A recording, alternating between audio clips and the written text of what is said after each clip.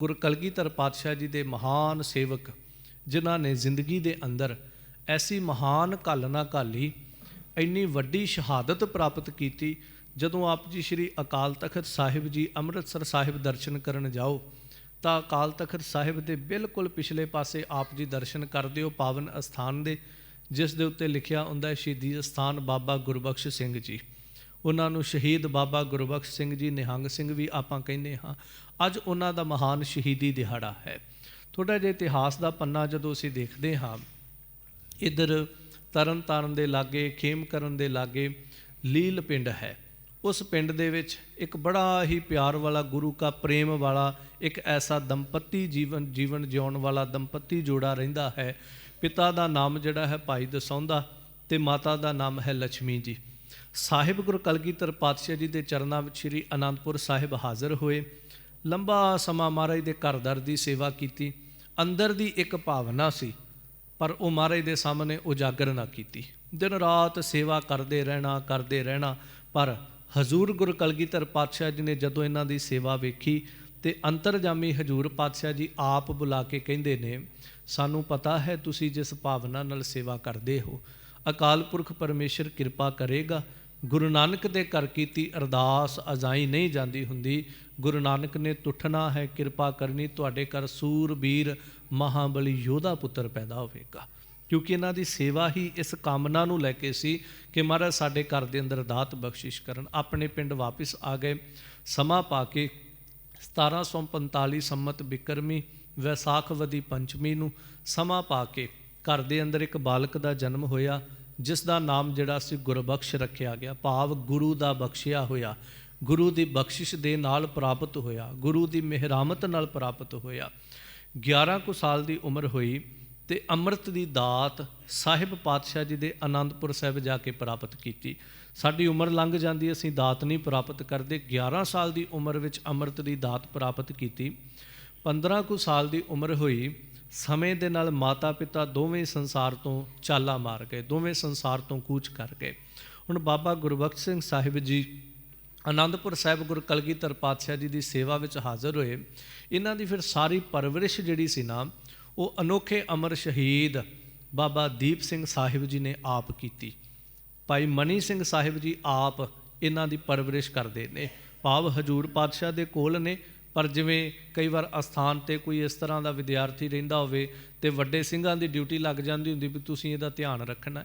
ਸੋ ਬਾਬਾ ਦੀਪ ਸਿੰਘ ਜੀ, ਭਾਈ ਮਨੀ ਸਿੰਘ ਜੀ ਆਦਿ ਕਮਾਈ ਵਾਲੇ ਜਿਹੜੇ ਚੜ੍ਹਦੀ ਕਲਾ ਵਾਲੇ ਗੁਰਸਿੱਖ ਸੀ, ਉਹਨਾਂ ਨੇ ਬਾਬਾ ਗੁਰਬਖਸ਼ ਸਿੰਘ ਜੀ ਦੀ ਸਾਰੀ ਪਰਵਰਿਸ਼ ਕੀਤੀ। ਸਾਰੀ ਵਿੱਦਿਆ, ਗੁਰਮੁਖੀ ਵਿੱਦਿਆ, ਬਾਣੀ ਦੀ ਸੰਥਿਆ, ਘੋੜ ਸਵਾਰੀ, ਤੀਰ ਅੰਦਾਜ਼ੀ, ਹੋਰ ਵੀ ਸ਼ਸਤਰ ਵਿੱਦਿਆ, ਸਾਰਾ ਅਭਿਆਸ ਜਿਹੜਾ ਸੀ ਬਾਬਾ ਦੀਪ ਸਿੰਘ ਜੀ ਨੇ ਆਪ ਕਰਵਾਇਆ। ਜਦੋਂ ਅਸੀਂ ਦੇਖਦੇ ਹਾਂ ਗੁਰੂ ਕਲਗੀਧਰ ਪਾਤਸ਼ਾਹ ਜੀ ਨੇ ਅਨੰਦਪੁਰ ਸਾਹਿਬ ਰਹਿ ਕੇ ਜਿਹੜੇ ਵੀ ਜੰਗ ਲੜੇ, ਉਹਨਾਂ ਸਾਰੇ ਜੰਗਾਂ ਦੇ ਵਿੱਚ ਬਾਬਾ ਗੁਰਬਖਸ਼ ਸਿੰਘ ਸਾਹਿਬ ਜੀ ਨਾਲ ਸ਼ਾਮਲ ਹੁੰਦੇ ਰਹੇ। ਸਮਾਂ ਆਪਣੀ ਚਾਲੇ ਚੱਲਦਾ। ਕੁਛ ਵੱਡੀਆਂ ਬਖਸ਼ਿਸ਼ਾਂ ਜੋ ਉਹਨਾਂ ਦੇ ਹਿੱਸੇ ਵਿੱਚ ਆਈਆਂ, ਉਹਨਾਂ ਦਾ ਸ਼ਹੀਦੀ ਦਿਹਾੜਾ ਆਪ ਨਾਲ ਜ਼ਿਕਰ ਕਰਨਾ, ਪਰ ਕੁਛ ਮਹਾਨ ਬਖਸ਼ਿਸ਼ਾਂ ਉਹਨਾਂ ਦੇ ਹਿੱਸੇ ਆਈਆਂ।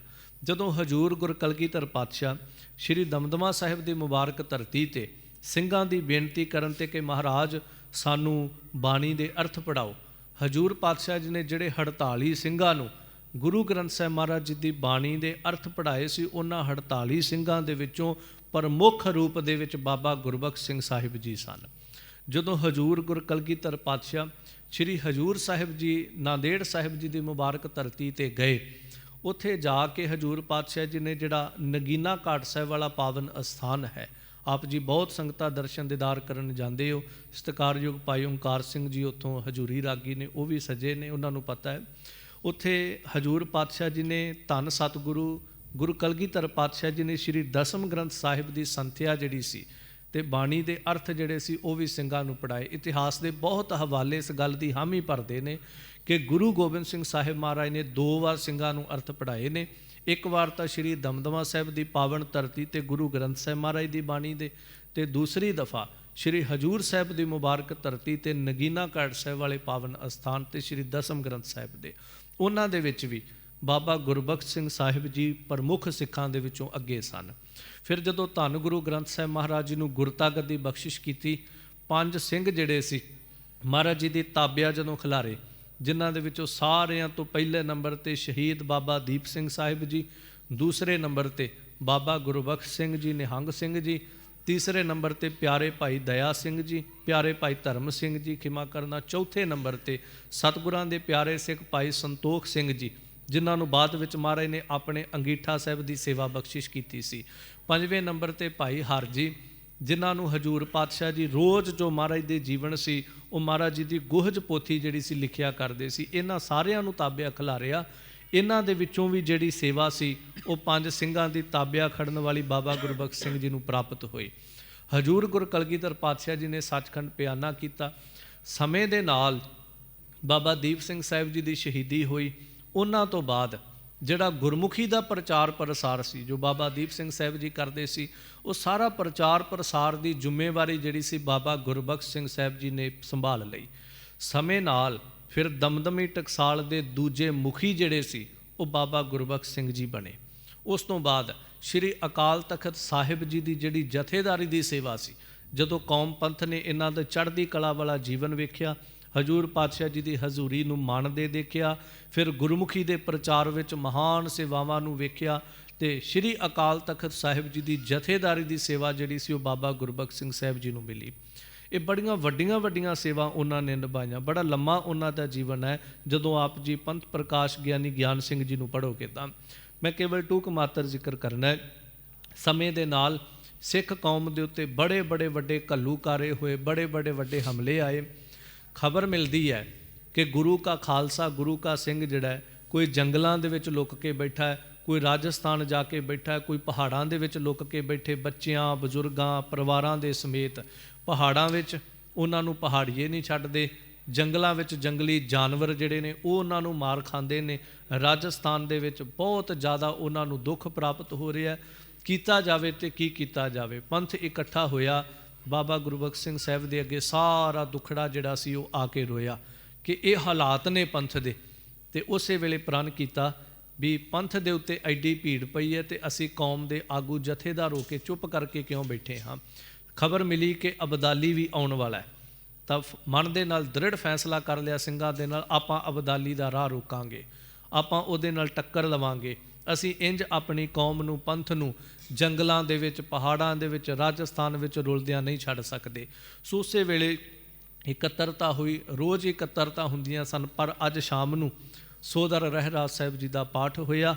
ਬਹੁਤ ਵੱਡੇ ਗੁਰੂ ਕੇ ਚੜ੍ਹਦੀ ਕਲਾ ਵਾਲੇ ਗੁਰਸਿੱਖ, ਹੋਰ ਵਸਨੀਕ ਸੰਗਤਾਂ, ਜਿੰਨਾ ਕੁ ਖਾਲਸਾ ਪੰਥ ਜਿਹੜਾ ਸੀ ਇਕੱਤਰਿਤ ਹੋਇਆ, ਸਾਰੇ ਬੈਠੇ ਨੇ। ਬਾਬਾ ਗੁਰਬਖਸ਼ ਸਿੰਘ ਸਾਹਿਬ ਜੀ ਸੋਦਰ ਦੇ ਪਾਠ ਤੋਂ ਉਪਰੰਤ ਬੜੇ ਵੀਰ ਰਸ ਦੇ ਵਿੱਚ ਉੱਠ ਖੜੇ ਹੋਏ ਤੇ ਸਾਰੀ ਸੰਗਤ ਨੂੰ ਸੰਬੋਧਨ ਕਰਕੇ ਕਿਹਾ, ਸੰਗਤ ਜੀ ਖਬਰ ਮਿਲੀ ਅਬਦਾਲੀ ਆ ਰਿਹਾ ਹੈ, ਅਸੀਂ ਉਹਦਾ ਰਾਹ ਰੋਕਣਾ। ਕੱਲ੍ਹ ਸਵੇਰੇ ਸ਼ਹੀਦੀਆਂ ਪ੍ਰਾਪਤ ਕਰਨੀਆਂ ਨੇ ਤੇ ਬਜ਼ੁਰਗ ਬੱਚਿਆਂ ਨੂੰ ਬੇਨਤੀ ਕਰਦੇ, ਤੁਸੀਂ ਆਪਣੇ ਘਰਾਂ ਨੂੰ, ਪਿੰਡਾਂ ਨੂੰ ਵਾਪਿਸ ਚਲੇ ਜਾਓ। ਤੇ ਨੌਜਵਾਨ ਜਿਹੜੇ ਹਨ ਉਹਨਾਂ ਨੂੰ ਹੁਕਮ ਹੈ, ਉਹਨਾਂ ਨੂੰ ਬੇਨਤੀ, ਕੱਲ੍ਹ ਨੂੰ ਸ਼ਹੀਦੀ ਪ੍ਰਾਪਤ ਕਰਨੀ ਹੈ ਤੇ ਜਿਨ੍ਹਾਂ ਨੂੰ ਮੋਹੇ ਮਰਨੇ ਕਾ ਚਾਓ ਹੈ, ਮਰੋਂ ਤਾਂ ਹਰ ਕੈ ਦੁਆਰ, ਜਿਨ੍ਹਾਂ ਦੇ ਅੰਦਰ ਇਹ ਚਾਹ ਹੈ ਉਹ ਰੋਕ ਸਕਦੇ ਨੇ।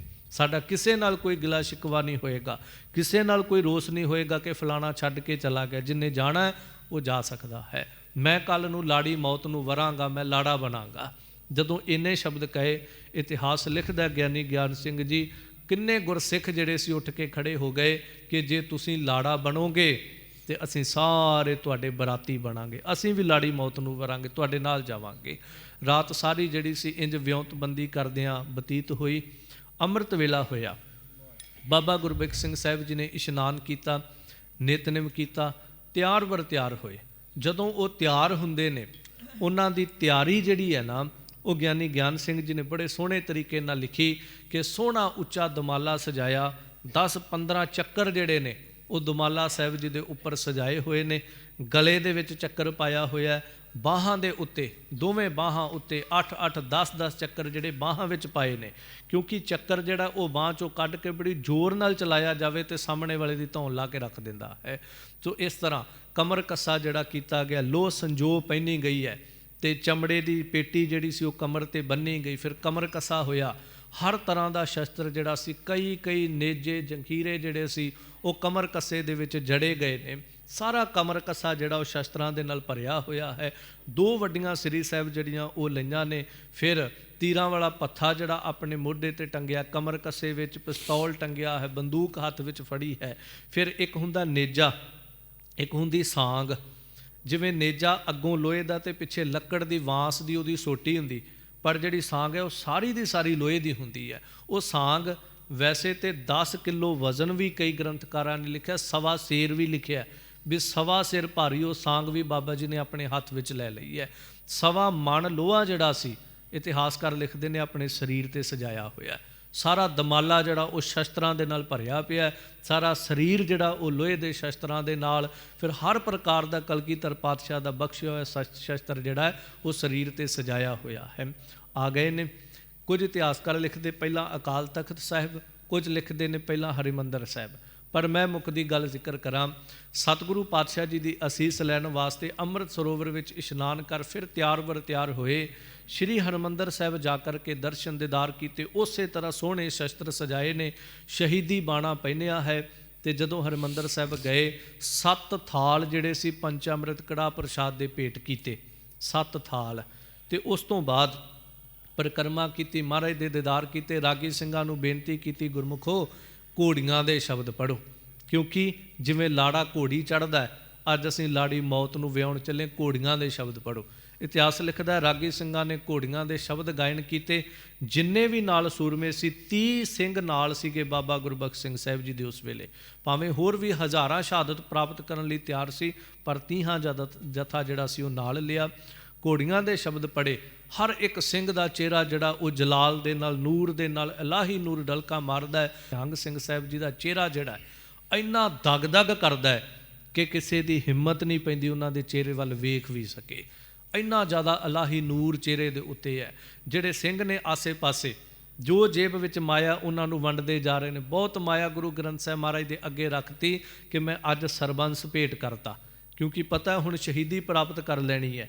ਜੋ ਪੱਲੇ ਵਿੱਚ ਹੈ ਸਭ ਕੁਝ ਅੱਜ ਦੇ ਜੀਏ, ਕਿਉਂਕਿ ਜਦੋਂ ਪਤਾ ਹੋਵੇ ਆਪਣੀ ਤਾਂ ਹਾਲਤ ਇਹ ਨਾ ਪੇ ਮਰਦੇ ਸਾਹ ਤੱਕ ਵੀ ਜੇਬਾਂ 'ਚ ਨਹੀਂ ਛੱਡ ਦੇਗੇ, ਭਾਵੇਂ ਬਾਅਦ ਵਿੱਚ ਘਰਦਿਆਂ ਨੇ ਕੱਢਣੀ ਹੋਵੇ। ਪਤਾ ਸਰਬੰਸ ਭੇਟ ਕਰ ਦਿੱਤਾ ਅੱਜ ਗੁਰੂ ਨੂੰ, ਜੋ ਕੁਝ ਵੀ ਹੈ ਉੱਥੋਂ ਚੱਲਦੇ ਨੇ। ਫਿਰ ਕੁਝ ਇਤਿਹਾਸਕਾਰ ਲਿਖਦੇ ਸ਼੍ਰੀ ਅਕਾਲ ਤਖਤ ਸਾਹਿਬ ਆਏ, ਕੁਝ ਪਹਿਲਾਂ ਵੀ ਲਿਖਦੇ ਨੇ, ਆਪਾਂ ਇਸ ਚੱਕਰ ਵਿੱਚ ਨਹੀਂ ਪੈਣਾ। ਅਕਾਲ ਤਖਤ ਸਾਹਿਬ ਆਏ, ਉਸੇ ਤਰ੍ਹਾਂ ਫਿਰ 5 ਥਾਲ ਜਿਹੜੇ ਸੀ ਪੰਚਾਮ੍ਰਿਤ ਕੜਾਹ ਪ੍ਰਸ਼ਾਦ ਦੇ ਭੇਟ ਕੀਤੇ। ਜਿੱਥੇ ਅੱਜ ਬਾਹਰ ਆਪ ਦੀ ਸਬੀਲ ਦੇਖਦੇ ਹੋ, ਉੱਥੇ ਗੁਰੂ ਗ੍ਰੰਥ ਸਾਹਿਬ ਮਹਾਰਾਜ ਦਾ ਪ੍ਰਕਾਸ਼ ਹੈ। ਜੇ ਮੌਸਮ ਠੀਕ ਹੋਵੇ ਤਾਂ ਅੱਜ ਕੱਲ੍ਹ ਵੀ ਉੱਥੇ ਪ੍ਰਕਾਸ਼ ਹੋ ਜਾਂਦਾ, ਜੇ ਮੌਸਮ ਨਾ ਠੀਕ ਹੋਵੇ ਪ੍ਰਕਾਸ਼ ਥੋੜ੍ਹਾ ਅੰਦਰ ਹੁੰਦਾ। ਉੱਥੇ ਅਰਦਾਸ ਕੀਤੀ, ਨਤਮਸਤਕ ਹੋਏ ਤੇ ਅਰਦਾਸ ਕਰਾਈ ਕਿ ਸਤਿਗੁਰੂ ਪਾਤਸ਼ਾਹ ਕਿਰਪਾ ਕਰੋ, ਅਸੀਂ ਮੈਦਾਨੇ ਜੰਗ ਦੇ ਵਿੱਚ ਜੂਝ ਕੇ ਸ਼ਹੀਦੀਆਂ ਪ੍ਰਾਪਤ ਕਰੀਏ। ਅਰਦਾਸ ਕਰਵਾਈ ਕਿ ਸਤਿਗੁਰੂ ਪਾਤਸ਼ਾਹ ਅਸੀਂ ਹਰ ਇੱਕ ਵਾਰ ਜਿਹੜਾ ਉਹ ਛਾਤੀ ਤੇ ਖਾ ਕੇ ਸ਼ਹੀਦ ਹੋਈਏ, ਅਸੀਂ ਚੜ੍ਹਦੀ ਕਲਾ ਵਿੱਚ ਸ਼ਹੀਦ ਹੋਈਏ। ਅਸੀਂ ਇਸ ਤਰ੍ਹਾਂ ਸਤਿਗੁਰੂ ਪਾਤਸ਼ਾਹ ਜੀ ਨਾਮ ਰਸ ਨੂੰ, ਵੀਰ ਰਸ ਨੂੰ ਮਾਣਦੇ ਹੋਏ ਸ਼ਹੀਦ ਹੋਈਏ। ਇਤਿਹਾਸ ਲਿਖਦਾ ਥੱਲੇ ਖੜੇ ਨੇ ਬਾਬਾ ਗੁਰਬਖਸ਼ ਸਿੰਘ ਜੀ, ਉੱਪਰ ਅਰਦਾਸ ਹੋਈ ਤੇ ਗੁਰੂ ਕੇ ਗ੍ਰੰਥੀ ਤਾਬਿਆਦਾਰ ਸਿੰਘ ਨੇ ਉੱਤੋਂ ਫੁੱਲਾਂ ਦੀ ਮਾਲਾ ਜਿਹੜੀ ਸੀ ਬਾਬਾ ਗੁਰਬਖਸ਼ ਸਿੰਘ ਸਾਹਿਬ ਜੀ ਦੇ ਦਮਾਲੇ ਦੇ ਉੱਤੇ ਭੇਟਾ ਕੀਤੀ ਹੈ, ਦਮਾਲੇ ਦੇ ਉੱਤੇ ਸਜਾ ਦਿੱਤੀ। ਉਹਨਾਂ ਨੇ ਵੀ ਗੁਰੂ ਕੀ ਬਖਸ਼ਿਸ਼ ਜਿਹੜੀ ਸੀ ਬੜੇ ਸੋਹਣੇ ਤਰੀਕੇ ਨਾਲ ਆਪਣੇ ਦਮਾਲੇ ਤੇ ਸਜਾਈ। ਕਿੰਨੀਆਂ ਸੰਗਤਾਂ ਜਿਹੜੀਆਂ ਸੀ ਬਾਬਾ ਗੁਰਬਖਸ਼ ਸਿੰਘ ਸਾਹਿਬ ਜੀ ਦੇ ਨਾਲ ਚੱਲ ਰਹੀਆਂ, ਘੇਰਾ ਬਣਿਆ ਹੋਇਆ ਤੇ ਬਾਬਾ ਜੀ ਮਾਇਆ ਸਾਰਿਆਂ ਨੂੰ ਦੇ ਰਹੇ ਨੇ।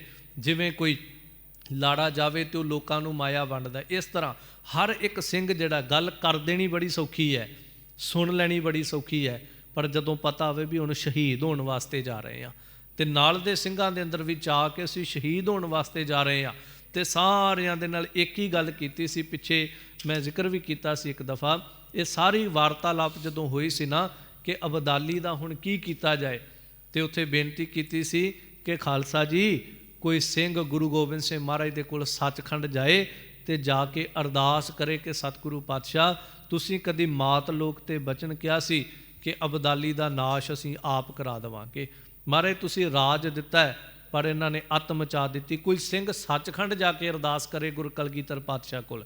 ਆਪ ਜੀ ਸ਼ਾਇਦ ਪਿਛਲੀ ਦਫਾ ਵੀ ਜਦੋਂ ਬਾਬਾ ਗੁਰਬਖਸ਼ ਸਿੰਘ ਸਾਹਿਬ ਦਾ ਸ਼ਹੀਦੀ ਦਿਹਾੜਾ ਆਇਆ ਸੀ, ਉਦੋਂ ਵੀ ਦਾਸ ਨੂੰ ਸੇਵਾ ਮਿਲੀ ਸੀ, ਉਹ ਵੀ ਕਥਾ ਆਪ ਜੀ YouTube ਤੇ ਸੁਣਿਓ, ਉਹਦੇ 'ਚ ਬੜਾ ਵਿਸਥਾਰ ਦਾਸ ਨੇ ਕੀਤਾ ਸੀਗਾ। ਜਦੋਂ ਬਾਬਾ ਗੁਰਬਖਸ਼ ਸਿੰਘ ਨੇ ਕਿਹਾ ਸੀ ਸੱਚਖੰਡ ਜਾ ਕੇ ਕੋਈ ਅਰਦਾਸ ਕਰੇ ਗੁਰੂ ਗੋਬਿੰਦ ਸਿੰਘ ਮਹਾਰਾਜ ਦੇ ਕੋਲ, ਤੇ ਸਿੰਘਾਂ ਨੇ ਕਿਹਾ ਸੀ ਬਾਬਾ ਜੀ ਤੁਹਾਡੇ ਤੋਂ ਵੱਧ ਕਥਨੀ ਤੇ ਕਰਨੀ ਦਾ ਸੂਰਾ ਕਿਹੜਾ ਹੋਏਗਾ, ਤੁਹਾਡੇ ਤੋਂ ਵੱਧ ਚੜ੍ਹਦੀ ਕਲਾ ਵਾਲਾ ਸਿੰਘ ਕਿਹੜਾ ਹੋਏਗਾ। ਜਿਨੇ ਗੁਰੂ ਗੋਬਿੰਦ ਸਿੰਘ ਮਹਾਰਾਜ ਦੀ ਹਜ਼ੂਰੀ ਨੂੰ ਮਾਣਿਆ ਹੋਵੇ, ਜਿਨੇ ਆਪ ਹਜ਼ੂਰ ਦੀ ਰਸਨਾ ਤੋਂ ਬਾਣੀ ਸਰਵਣ ਕੀਤੀ ਹੋਵੇ, ਤੁਸੀਂ ਮਹਾਰਾਜ ਦੇ ਘਰ ਜਾ ਕੇ ਅਰਦਾਸ ਕਰੋ ਕਿ ਤੁਰਕਾਂ ਦਾ ਨਾਸ਼ ਕਰ ਦਿਓ, ਸਤਿਗੁਰੂ ਆਪਣਾ ਬਚਨ ਪਾਲ ਦਿਓ। ਉਸ ਵੇਲੇ ਬਾਬਾ ਜੀ ਨੇ ਕਿਹਾ ਸੀ, ਠੀਕ ਹੈ, ਜੇ ਪੰਥ ਹੁਕਮ ਕਰਦਾ ਤੇ ਮੈਂ ਸੱਚਖੰਡ ਜਾ ਕੇ ਅਰਦਾਸ ਕਰਦਾ। ਇੰਨੀ ਚੜ੍ਹਦੀ ਕਲਾ ਵਿੱਚ ਗੁਰੂ ਕਾ ਪੰਥ ਸੀ, ਸੱਚਖੰਡ ਜਾ ਕੇ ਅਰਦਾਸ ਕਰਨ ਦੀ ਸਮਰੱਥਾ ਰੱਖਦਾ ਸੀ। ਉਸ ਵੇਲੇ ਫਿਰ ਮੈਂ ਜ਼ਿਕਰ ਕਰਾਂ, ਸਾਰੀਆਂ ਸੰਗਤਾਂ ਬਾਬਾ ਗੁਰਬਖਸ਼ ਸਿੰਘ ਸਾਹਿਬ ਨਿਹੰਗ ਸਿੰਘ ਜੀ ਦੇ ਨਾਲ ਨੇ। ਸਾਰਿਆਂ ਨੂੰ ਹੁਕਮ ਹੋ ਗਿਆ, ਹੁਣ ਅਸੀਂ ਚਾਲਾ ਮਾਰਨਾ। ਅਕਾਲ ਤਖਤ ਸਾਹਿਬ ਜੀ ਦੇ ਪਿਛਲੇ ਪਾਸੇ ਥੋੜ੍ਹਾ ਜਿਹਾ ਦੂਰੀ ਤੇ ਉਧਰੋਂ ਅਬਦਾਲੀ ਦੀਆਂ ਫੌਜਾਂ, ਜੋ ਵਿਦਵਾਨਾਂ ਨੇ ਗਿਣਤੀ ਲਿਖੀ ਤਕਰੀਬਨ 30,000 ਦੀ ਗਿਣਤੀ ਸੀ ਉਹਨਾਂ ਦੀ, ਬਹੁਤ ਵੱਡੀ ਗਿਣਤੀ। ਇੱਧਰ ਕੇਵਲ 30 ਨੇ ਤੇ ਉਧਰ ਬਰਾਬਰ 30,000 ਫੌਜ ਜਿਹੜੀ ਹੈ, ਜਿਹੜਾ ਇੱਕ ਤੋਂ ਇੱਕ ਸੂਰਮਾ ਗਿਲਜੀਆ ਪਠਾਨ, ਇੱਕ ਤੋਂ ਇੱਕ ਜਿਹੜਾ ਯੋਧਾ ਹੈ, ਜਿਨ੍ਹਾਂ ਦੇ ਸਭ ਤੋਂ ਉੱਚੇ ਉੱਚੇ 7-7 ਫੁੱਟੇ ਜਿਨ੍ਹਾਂ ਦੇ ਕੱਦ ਨੇ, ਉਹ ਆ ਢੁੱਕੇ ਨੇ। ਇੱਧਰੋਂ ਸਤਿਗੁਰੂ ਪਾਤਸ਼ਾਹ ਜੀ ਦੇ ਨਿਵਾਜੇ ਹੋਏ ਸਿੰਘਾਂ ਨੇ, ਬਾਬਾ ਗੁਰਬਖਸ਼ ਸਿੰਘ ਜੀ ਨੇ ਸਾਰੇ ਸਿੰਘਾਂ ਨੂੰ ਵੰਗਾਰ ਕੇ ਤੇ ਬੜਾ ਜੋਸ਼ ਭਰਦਿਆਂ ਹੋਏ ਸ਼ਬਦ ਕਿਹਾ, ਖਾਲਸਾ ਜੀ ਤੁਸੀਂ ਸਾਹਿਬ ਗੁਰੂ ਗੋਬਿੰਦ ਸਿੰਘ ਪਾਤਸ਼ਾਹ ਜੀ ਦੇ ਨਿਵਾਜੇ ਹੋਏ, ਤੁਸੀਂ ਗੁਰੂ ਗੋਬਿੰਦ ਸਿੰਘ ਮਹਾਰਾਜ ਜੀ ਦੀ ਸ਼ੇਰਾਂ ਦੀ ਕੌਮ ਹੋ, ਕਿਸੇ ਨੇ ਵੀ ਡੋਲਣਾ ਨਹੀਂ ਹੈ, ਗੁਰ ਕਲਗੀਧਰ ਪਾਤਸ਼ਾਹ ਜੀ ਤੁਹਾਡੇ ਨਾਲ ਨੇ। ਆਦਿਕ ਸਾਰੇ ਬਚਨ ਜਦੋਂ ਕਹੇ, ਸਿੰਘਾਂ ਨੇ ਜਕਾਰਿਆਂ ਦੀ ਗੂੰਜ ਦੇ ਨਾਲ ਆਸਮਾਨ ਜਿਹੜਾ ਸੀ ਗੂੰਜਣ ਲਾ ਦਿੱਤਾ ਹੈ। ਫੌਜ ਨੇੜੇ ਟੁਕਦੀ, ਬਾਬਾ ਗੁਰਬਖਸ਼ ਸਿੰਘ ਸਾਹਿਬ ਜੀ ਇੱਕ ਇੱਕ ਸਿੰਘ ਦੀ ਡਿਊਟੀ ਲਾਉਂਦੇ ਨੇ। ਹੌਲੀ ਹੌਲੀ ਇੱਕ ਇੱਕ ਜਾਂਦਾ, ਅੱਗੇ ਜੂਝਦਾ। ਥੋੜ੍ਹੀ ਕੁ ਦੇਰ ਬਾਅਦ ਫਿਰ ਸਾਰੇ ਜਿਹੜੇ ਮੈਦਾਨੇ ਜੰਗ ਦੇ ਵਿੱਚ ਜੂਝ ਤੁਰੇ ਨੇ। ਕੀ ਹੁੰਦਾ, ਬਿਲੰਦ ਖਾਂ ਇੱਕ ਬਹੁਤ ਵੱਡਾ ਉਹਨਾਂ ਦਾ ਜਰਨੈਲ, ਉਹਦੀ ਅਗਵਾਈ ਵਿੱਚ ਉਹਦੀ ਸਾਰੀ ਫੌਜ ਜਿਹੜੀ ਲੜਦੀ ਹੈ। ਬਾਬਾ ਗੁਰਬਖਸ਼ ਸਿੰਘ ਜੀ ਲੜਦੇ ਪਏ ਨੇ, ਬਹੁਤ ਜ਼ਿਆਦਾ ਦੁਸ਼ਮਣ ਦੇ ਆਹੂ ਲਾਉਂਦੇ ਨੇ। ਇਸ ਤਰ੍ਹਾਂ ਵੀ ਇੱਕ ਇਤਿਹਾਸਕਾਰ ਨੇ ਲਿਖਿਆ ਵੀ ਉਹਨਾਂ ਦੇ ਇੱਕ ਹੱਥ ਦੇ ਵਿੱਚ ਸਾਂਗ ਫੜੀ ਹੋਈ ਹੈ, ਪਰੋਂਦੇ ਜਾਂਦੇ ਨੇ, ਜਿਹੜਾ ਭਾਵੇਂ ਘੋੜਾ ਸਾਹਮਣੇ ਆ ਜੇ ਤੇ ਭਾਵੇਂ ਮਨੁੱਖ ਸਾਹਮਣੇ ਆ ਜੇ, ਪਰੋਂਦੇ ਜਾਂਦੇ ਨੇ ਉਹਨਾਂ ਨੂੰ। ਇੱਕ ਹੱਥ ਦੇ ਵਿੱਚ ਤਲਵਾਰ ਫੜੀ ਹੋਈ, ਜਿਹੜਾ ਸਾਹਮਣੇ ਆਉਂਦਾ ਉਹਨੂੰ ਦੋ ਟੁਕੜੇ ਕਰਦੇ ਜਾਂਦੇ ਨੇ। ਜਦੋਂ ਇੰਨੇ ਵੀਰ ਰਸ ਦੇ ਵਿੱਚ ਬਾਬਾ ਗੁਰਬਖਸ਼ ਸਿੰਘ ਸਾਹਿਬ ਜੀ ਲੜ ਰਹੇ ਨੇ, ਦੁਸ਼ਮਣਾਂ ਨੇ ਵੇਖਿਆ ਇਹਨਾਂ ਦੇ ਉੱਤੇ ਹੋਰ ਕੋਈ ਵਾਰ ਨਹੀਂ ਚੱਲ ਸਕਦਾ, ਨਾ ਤੇ ਨੇੜੇ ਹੋ ਕੇ ਇਹਨਾਂ ਤੇ ਵਾਰ ਕੀਤਾ ਜਾ ਸਕਦਾ, ਨਾ ਦੂਰੋਂ ਇਹਨਾਂ ਤੇ ਕੋਈ ਵਾਰ ਹੋ ਰਿਹਾ। ਜੇ ਕੋਈ ਤੀਰ ਵੀ ਚਲਾਉਂਦੇ ਆ, ਉਹਨੂੰ ਵੀ ਸਾਰਾ ਸਰੀਰ ਜਿਹੜਾ ਲੋਹੇ ਦੇ ਵਿੱਚ ਮੜਿਆ ਪਿਆ ਹੈ, ਕਮਰ ਦੇ ਉੱਤੇ ਢਾਲ ਬੰਨੀ, ਸਰੀਰ ਉੱਤੇ ਲੋਹ ਸੰਜੋ ਪੈਂਦੀ ਹੈ, ਦੁਮਾਲਾ ਸਜਾਇਆ ਹੋਇਆ, ਵਾਰ ਕਰੀਏ ਤਾਂ ਕਰੀਏ ਕਿੱਥੋਂ। ਉੱਥੇ ਲਿਖਦੇ ਨੇ, ਉਹਨਾਂ ਨੇ ਇੱਕ ਵਿਉਂਤ ਘੜੀ, ਸਾਰਿਆਂ ਨੇ ਇਕੱਠੇ ਹੋ ਕੇ ਇੱਕਦਮ ਬਾਬਾ ਗੁਰਬਖਸ਼ ਸਿੰਘ ਸਾਹਿਬ ਜੀ ਤੇ ਗੋਲੀਆਂ ਚਲਾ ਦਿੱਤੀਆਂ ਨੇ, ਇਕੱਠੇ ਹੋ ਕੇ ਚਾਰੇ ਪਾਸਿਓਂ ਘੇਰਾ ਪਾ ਕੇ। ਪਰ ਕਮਾਲ ਦੀ ਗੱਲ, ਇੰਨੀਆਂ ਗੋਲੀਆਂ ਚੱਲੀਆਂ, ਸਰੀਰ ਜਿਹੜਾ ਸੀ ਉਹਦੇ ਵਿੱਚੋਂ ਲਹੂ ਦੀਆਂ ਧਾਰਾਂ ਵਹਿਣ ਲੱਗ ਪਈਆਂ, ਪਰ ਨਾ ਬਾਬਾ ਗੁਰਬਖਸ਼ ਸਿੰਘ ਜੀ ਦਾ ਪੈਰ ਥਿੜਕਿਆ, ਨਾ ਉਹਨਾਂ ਨੇ ਆਪਣਾ ਪੈਰ ਪਿਛਾਂਹ ਹਟਾਇਆ, ਨਾ ਉਹਨਾਂ ਨੇ ਕਿਸੇ ਤਰ੍ਹਾਂ ਦੀ ਕੋਈ ਆਹ ਕੱਢੀ, ਕਿਸੇ ਤਰ੍ਹਾਂ ਦਾ ਵੀ ਉਹਨਾਂ ਦਾ ਵੀਰ ਰਸ ਜਿਹੜਾ ਉਹ ਘਟਿਆ ਨਹੀਂ, ਉਸੇ ਤਰ੍ਹਾਂ ਲੜੀ ਜਾ ਰਹੇ ਨੇ। ਇੰਨੀ ਦੇਰ ਨੂੰ ਇੱਕ 10,000 ਪਠਾਨ ਜਿਹੜਾ ਸੀ, ਜਿਹੜਾ 10,000 ਫੌਜ ਦਾ ਆਗੂ ਸੀਗਾ, ਉਹ ਅੱਗੇ ਹੋਇਆ। ਉਹਨੇ ਫਿਰ ਬਾਬਾ ਗੁਰਬਖਸ਼ ਸਿੰਘ ਸਾਹਿਬ ਜੀ ਦੇ ਨਾਲ ਸਾਹਮਣੇ ਵਾਰ ਕਰਨਾ ਸ਼ੁਰੂ ਕੀਤਾ। ਇੱਧਰ ਇਹਨਾਂ ਦੇ ਕੋਲ ਸ੍ਰੀ ਸਾਹਿਬ ਪਕੜੀ ਹੈ, ਉਧਰ ਉਹਦੇ ਕੋਲ ਸ੍ਰੀ ਸਾਹਿਬ ਪਕੜੀ। ਉਹ ਵੀ ਬੜਾ ਮਹਾਨ ਯੋਧਾ ਸੀ। ਆਖਰ ਦੋਵਾਂ ਦਾ ਸਾਂਝਾ ਵਾਰ ਹੋਇਆ, ਜਿਵੇਂ ਬਾਬਾ ਦੀਪ ਸਿੰਘ ਸਾਹਿਬ ਜੀ ਦਾ ਸਾਂਝਾ ਵਾਰ ਹੋਇਆ ਸੀ, ਬਾਬਾ ਗੁਰਬਖਸ਼ ਸਿੰਘ ਜੀ ਦਾ ਸਾਂਝਾ ਵਾਰ ਹੋਇਆ। ਉਧਰੋਂ 10,000 ਪਠਾਨ ਜਿਹੜਾ ਸੀ, ਉਹਦਾ ਸਿਰ ਧੜ ਤੋਂ ਅਲੱਗ ਹੋ ਕੇ ਜ਼ਮੀਨ 'ਤੇ ਡਿੱਗਾ, ਤੇ ਇੱਧਰ ਬਾਬਾ ਗੁਰਬਖਸ਼ ਸਿੰਘ ਸਾਹਿਬ ਜੀ ਦਾ ਸੀਸ ਜਿਹੜਾ ਸੀ ਧੜ ਤੋਂ ਅਲੱਗ ਹੋ ਗਿਆ। ਪਰ ਕਮਾਲ ਦੀ ਗੱਲ ਜੋ ਉਸ ਵੇਲੇ ਉਹਨਾਂ ਪਠਾਨਾਂ ਨੇ ਵੇਖੀ, ਇਤਿਹਾਸ ਲਿਖਦਾ, ਇੱਕ ਘੜੀ ਤਕਰੀਬਨ 24 ਮਿੰਟ ਬਾਬਾ ਗੁਰਬਖਸ਼ ਸਿੰਘ ਸਾਹਿਬ ਜੀ ਬਿਨਾਂ ਸੀਸ ਤੋਂ ਲੜਦੇ ਰਹੇ। ਜਿਵੇਂ ਅਨੋਖੇ ਅਮਰ ਸ਼ਹੀਦ ਬਾਬਾ ਦੀਪ ਸਿੰਘ ਸਾਹਿਬ ਜੀ ਬਿਨਾਂ ਸੀਸ ਤੋਂ ਲੜੇ ਨੇ, ਇਸ ਤਰ੍ਹਾਂ ਬਾਬਾ ਗੁਰਬਖਸ਼ ਸਿੰਘ ਸਾਹਿਬ ਜੀ ਪੂਰੀ ਇੱਕ ਘੜੀ ਬਿਨਾਂ ਸੀਸ ਤੋਂ ਲੜਦੇ ਨੇ। ਪਠਾਨ ਹਾਹਾਕਾਰ ਮਚ ਗਈ, ਹੈਰਾਨ ਹੋ ਗਏ ਵੀ ਅਸੀਂ ਕਦੀ ਸੁਣਿਆ ਸੀ ਕਿ ਸਿੰਘ ਜਿਹੜੇ ਬਿਨਾਂ ਸੀਸ ਤੋਂ ਲੜਦੇ ਨੇ, ਬਾਬਾ ਦੀਪ ਸਿੰਘ ਬਾਰੇ ਸੁਣਿਆ ਸੀ, ਅੱਜ ਅਸੀਂ ਪ੍ਰਤੱਖ ਤੌਰ 'ਤੇ ਵੇਖਿਆ। ਜਾ ਕੇ ਉਸੇ ਵੇਲੇ ਆਪਣੇ ਸੂਬੇਦਾਰ ਨੂੰ ਕਹਿੰਦੇ ਨੇ, ਭਲਿਆ ਜਿਉਂਦਿਆਂ ਨਾਲ ਤਾਂ ਅਸੀਂ ਲੜ ਸਕਦੇ ਹਾਂ, ਪਰ ਜਿਹੜੇ ਬਿਨਾਂ ਸਿਰ ਤੋਂ ਲੜਦੇ ਹੁਣ ਉਹਨਾਂ ਦੇ ਮੁਕਾਬਲੇ ਨਹੀਂ ਹੋ ਸਕਦੇ। ਉਸ ਵੇਲੇ ਕਹਿੰਦੇ ਵੀ ਉਹਨਾਂ ਦੇ ਕੁਝ ਪੀਰਾਂ ਨੇ ਜਿਹੜੇ ਫੌਜ ਵਿੱਚ ਕੁਝ ਨਾਲ ਸੀ, ਉਹਨਾਂ ਨੇ ਦੱਸਿਆ ਕਿ ਤੁਸੀਂ ਗੁਰੂ ਰਾਮਦਾਸ ਮਹਾਰਾਜ ਦੇ ਘਰ 'ਤੇ ਹਮਲਾ ਕੀਤਾ, ਤੁਸੀਂ ਇੱਥੋਂ ਕਦੀ ਜਿੱਤ ਕੇ ਨਹੀਂ ਜਾ ਸਕਦੇ, ਤੁਹਾਨੂੰ ਖਿਮਾ ਮੰਗਣੀ ਪਏਗੀ। ਉੱਥੇ ਬਹੁਤ ਇਤਿਹਾਸਕਾਰਾਂ ਨੇ ਇਸ ਗੱਲ ਨੂੰ ਕੋਟ ਕੀਤਾ ਕਿ ਉਸ ਫੌਜ ਨੇ ਆ ਕੇ ਬਾਬਾ ਗੁਰਬਖਸ਼ ਸਿੰਘ ਜੀ ਦਾ ਜਿਹੜਾ ਇਕੱਲਾ ਧੜ ਲੜਦਾ ਪਿਆ ਸੀ, ਉਹਦੇ ਕੁਛ ਨੇੜੇ ਹੋ ਕੇ ਹੱਥ ਜੋੜ ਕੇ ਅਰਦਾਸ ਕੀਤੀ ਵੀ ਅਸੀਂ ਜੋ ਕੀਤਾ ਅਸੀਂ ਉਹਦੀ ਖਿਮਾ ਮੰਗਦੇ, ਕਿਰਪਾ ਕਰਕੇ ਸਾਨੂੰ ਬਖਸ਼ ਦਿਓ। ਜਦੋਂ ਐਸੀ ਅਰਦਾਸ ਕੀਤੀ, ਇਤਿਹਾਸ ਲਿਖਦਾ ਫਿਰ ਬਾਬਾ ਗੁਰਬਖਸ਼ ਸਿੰਘ ਦਾ ਧੜ ਜਿਹੜਾ ਸ਼ਾਂਤ ਹੋਇਆ। ਨਹੀਂ ਤੇ ਬਿਨਾਂ ਸੀਸ ਤੋਂ ਬਾਬਾ ਗੁਰਬਖਸ਼ ਸਿੰਘ ਸਾਹਿਬ ਜੀ ਲੜਦੇ ਜਾ ਰਹੇ ਨੇ। ਜਿਹੜਾ ਵੀ ਸਿਪਾਹੀ ਜਾਂ ਕੋਈ ਵੀ ਅਹੁਦੇਦਾਰ ਸਾਹਮਣੇ ਆਉਂਦਾ ਹੈ, ਉਸੇ ਵੇਲੇ ਉਹਦਾ ਸੀਸ ਜਿਹੜਾ ਧੜ ਤੋਂ ਅਲੱਗ ਕਰਕੇ ਰੱਖ ਦਿੰਦੇ, ਟੁਕੜੇ ਕਰਕੇ ਰੱਖ ਦਿੰਦੇ। ਫਿਰ ਬੇਨਤੀ ਕੀਤੀ ਕਿ ਮਹਾਂਪੁਰਖੋ ਸਾਨੂੰ ਬਖਸ਼ ਦਿਓ, ਸਾਡੀ ਜਾਨ ਬਖਸ਼ ਦਿਓ। ਉਦੋਂ ਧੜ ਜਿਹੜਾ ਸੀ ਸ਼ਾਂਤ ਹੋਇਆ। ਫਿਰ ਅੱਗੇ ਜਦੋਂ ਗਿਆਨੀ ਗਿਆਨ ਸਿੰਘ ਨੂੰ ਪੜ੍ਹਿਓ, ਲਿਖਦੇ ਨੇ ਬਾਬਾ ਗੁਰਬਖਸ਼ ਸਿੰਘ ਸਾਹਿਬ ਜੀ ਦੀ ਜਿਹੜੀ ਸੂਖਮ ਆਤਮਾ, ਸੂਖਮ ਸਰੀਰ, ਉਹ ਸੱਚਖੰਡ ਗਿਆ। ਉਹਨਾਂ ਨੂੰ ਲੈਣ ਦੇ ਵਾਸਤੇ ਸ਼ਹੀਦ ਭਾਈ ਮਣੀ ਸਿੰਘ ਜੀ ਆਏ ਨੇ, ਉਹਨਾਂ ਨੂੰ ਲੈਣ ਵਾਸਤੇ। ਜਦੋਂ ਹਜ਼ੂਰ ਗੁਰ ਕਲਗੀਧਰ ਪਾਤਸ਼ਾਹ ਦੇ ਦਰਬਾਰ ਹਾਜ਼ਰ ਹੁੰਦੇ ਨੇ, ਭਾਈ ਤਾਰੂ ਸਿੰਘ ਜੀ ਗੁਰ ਕਲਗੀਧਰ ਪਾਤਸ਼ਾਹ ਦੇ ਸੱਚਖੰਡ ਦਰਬਾਰ ਦੇ ਅੱਗੇ ਪਹਿਰੇਦਾਰ ਬਣ ਕੇ ਖੜੇ ਹੋਏ ਨੇ। ਸਾਹਮਣੇ ਗੁਰ ਕਲਗੀਧਰ ਪਾਤਸ਼ਾਹ ਜੀ ਬੈਠੇ ਨੇ ਸੋਹਣੇ ਸਿੰਘਾਸਨ ਉੱਤੇ। ਜਾ ਕੇ ਬਾਬਾ ਗੁਰਬਖਸ਼ ਸਿੰਘ ਸਾਹਿਬ ਜੀ ਨੇ ਮਹਾਰਾਜ ਦੇ ਚਰਨਾਂ ਤੇ ਸੀਸ ਝੁਕਾਇਆ, ਹਜ਼ੂਰ ਦੀਆਂ ਅਸੀਸਾਂ ਲਈਆਂ।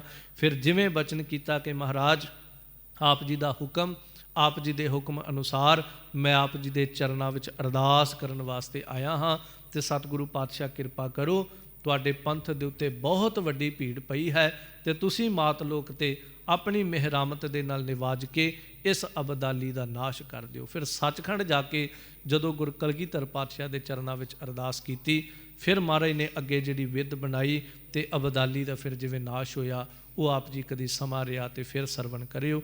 ਪਿਛਲੇ ਸਾਲ ਵੀ ਮੈਂ ਜ਼ਿਕਰ ਕੀਤਾ ਸੀ, ਉਹਦੇ ਵਿੱਚ ਮੈਂ ਸਾਰਾ ਜ਼ਿਕਰ ਕੀਤਾ ਸੀ ਅਬਦਾਲੀ ਦਾ ਕਿਵੇਂ ਨਾਸ਼ ਹੋਇਆ ਤੇ ਕਿਵੇਂ ਕਿਵੇਂ ਗੁਰੂ ਕਲਗੀਧਰ ਪਾਤਸ਼ਾਹ ਨੇ ਬਖਸ਼ਿਸ਼ਾਂ ਵਰਤਾਈਆਂ। ਪਰ ਅੱਜ ਸਮਾਂ ਇਜਾਜ਼ਤ ਨਹੀਂ ਦੇਗਾ। ਅੱਜ ਅਨੋਖੇ ਅਮਰ ਸ਼ਹੀਦ ਬਾਬਾ ਦੀਪ ਸਿੰਘ ਸਾਹਿਬ ਜੀ ਦੀ ਤਰ੍ਹਾਂ ਸ਼ਹਾਦਤ ਪ੍ਰਾਪਤ ਕਰਨ ਵਾਲੇ ਲਾਸਾਨੀ ਸ਼ਹਾਦਤ ਦੇ ਮਾਲਕ ਬਾਬਾ ਗੁਰਬਖਸ਼ ਸਿੰਘ ਜੀ ਨਿਹੰਗ ਸਿੰਘ ਸਾਹਿਬ ਜੀ, ਉਹਨਾਂ ਦਾ ਅੱਜ ਸ਼ਹੀਦੀ ਦਿਹਾੜਾ ਹੈ। ਲੱਖਾਂ ਵਾਰ ਕਰੋੜਾਂ ਵਾਰ ਉਹਨਾਂ ਦੇ ਮੁਬਾਰਕ ਚਰਨਾਂ 'ਤੇ ਸਾਰਿਆਂ ਦੀ ਨਮਸਕਾਰ। ਮਹਾਰਾਜ ਕਿਰਪਾ ਕਰਨ ਇਹਨਾਂ ਲਾਸਾਨੀ ਸ਼ਹਾਦਤਾਂ ਨੂੰ ਅਸੀਂ ਜੀਵਨ ਦੇ ਅੰਦਰ ਮਹਿਸੂਸ ਕਰੀਏ।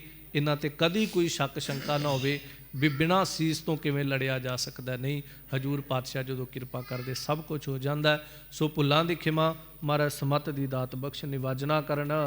ਜਿਨ ਕਾ ਪੂਰਬ ਲਿਖਿਆ ਤਿਨਾ ਭੇਟਿਆ ਗੁਰ ਗੋਬਿੰਦ, ਨਾਨਕ ਸਹਿਜੇ ਮਿਲ ਰਹੇ ਹਰ ਪਾਇਆ ਪਰਮਾਨੰਦ। ਵਾਹਿਗੁਰੂ ਜੀ ਕਾ ਖਾਲਸਾ, ਵਾਹਿਗੁਰੂ ਜੀ ਕੀ ਫਤਿਹ।